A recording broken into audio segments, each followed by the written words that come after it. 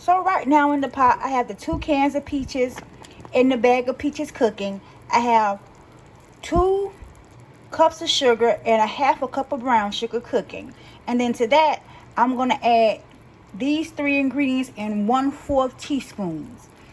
Allspice, ginger, nutmeg. And then I'm going to add also in 3 teaspoons of cinnamon. And then each of the flavorings, I'm going to add in a tablespoon of vanilla, 2 tablespoons of caramel, and 1 teaspoon of vanilla flavoring.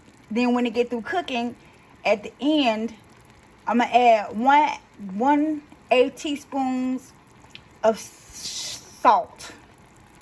And then a stick of butter will go in the beginning. In the pot, I have added all the spices, and now I'm mixing it up.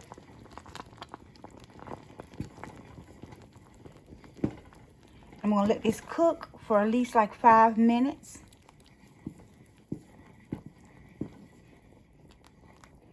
It smells so good. It smells so like Thanksgiving, Christmas, holidays, mixed in with some love. Oh, it smells so delicious. Then at the very end, when it get through cooking, I'm going to add in a half a cup of cornstarch and water. Or you can add a little cornstarch and some of the juice.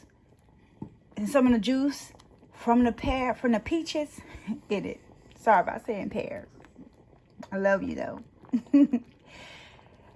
And then now I'm going to add in the flavorings.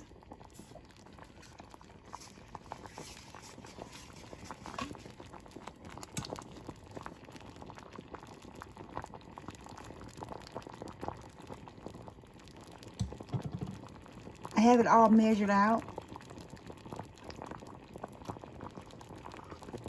in the bottles.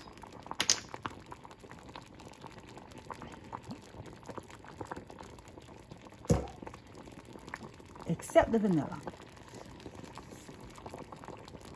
I'm going to have the recipe and everything written down in the description box below. Look at that. That vanilla did something to it, didn't it? My.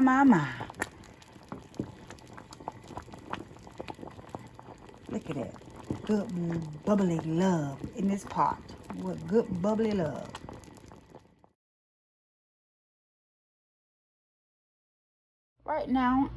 Right now in the pot, I have the peaches, all the spices, and the sugar cooking.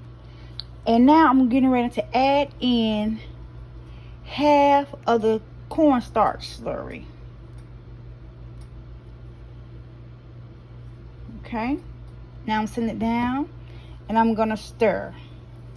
Because I want this to be thick, gooey, and rich. And I don't want my peach cobbler to be so runny. I want to have a good thick consistency, and I want to also let it cook for a few minutes in order to get the cornstarch flavor out. I don't want that cornstarch flavor. And I'm going to turn the stove down on low right now. And at this moment, I have turned on my stove, have it preheating up to 350.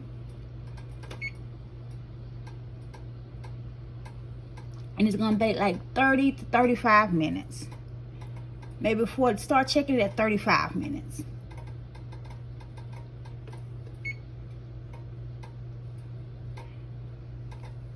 You see how it's thickening up, getting rich and ooey and gooey and delicious.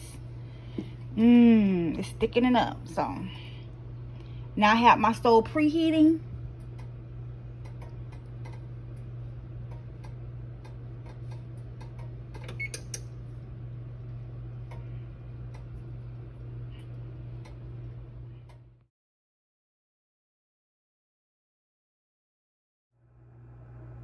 So right now in this bowl, I have 2 cups of self-rising flour, 1/4 of a teaspoon of salt.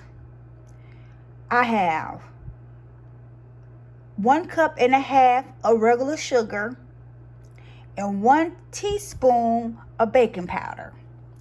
And right now, I have 2 cups of buttermilk that I'm putting in right now.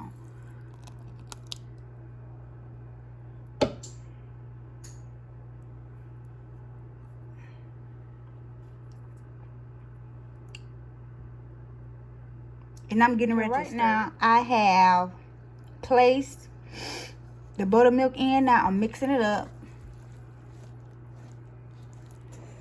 And if it's a little too thick for my liking, I'm going to add 1/2 cup of water to thin it out. Which most likely from how it feels right now, I'm going to end up adding 1/2 cup of water to it, just to thin it out, to get it smooth into a good consistency. Make sure it gets all around the edges.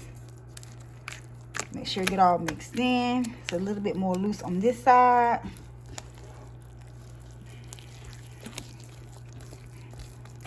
Yeah, so I'm going to add like 1/2 cup of water.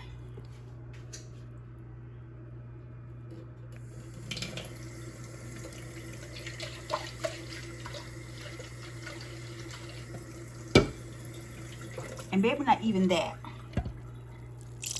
I don't have 1/2 cup in my other cup. Now I'm thinning it out to get it to the consistency that I want. In the oven right now, I'm having the buttermilk in this baking pan that's safe for ovens. It's just a regular aluminum pan that I have, because I'm going to end up giving this away, giving some of it away. My children aren't going to let me go out the house with me giving it all out. So right now, I'm just getting it where it can be, take the lumps out. And I'll talk back with you. Okay, now, I use the whisk at the end to make sure the lumps are out. And I have it a good consistency. And now in the oven is my butter's melted. And I want it to get kind of brown, so I can have a nutty flavor to it. For that flavor profile, I could add to the enhancement of the caramel flavoring that I put in it, and with the butter that I added to it inside of the peaches when it cooked. So all these flavors and different things, how I build, it adds to the flavor and give it that homemade flavor with that professional twist. You're gonna love this recipe. I'm back. And so now that you see the butter at the bottom of the pan that's brown and crispy, got all that good nutty flavor taste to it. Getting ready to add the batter in the bottom.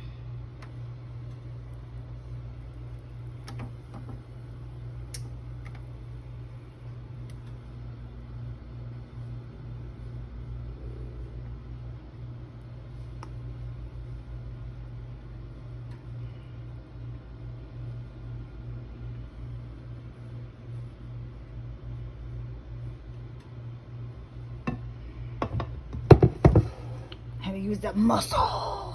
But that pan kind of heavy. Now I'm getting ready to pour the ooey goodness in this pan.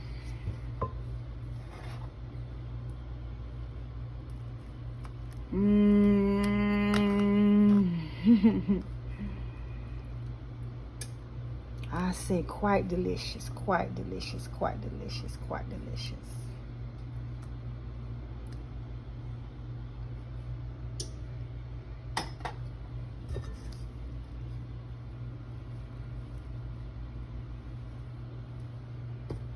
I'm kind of putting some in the batter. It's going to rise up on the top anyway, but I want to make sure that it gets covered. I'm going to set this on a baking sheet when I cook it in the oven also. And I want to clean the bottom of my oven.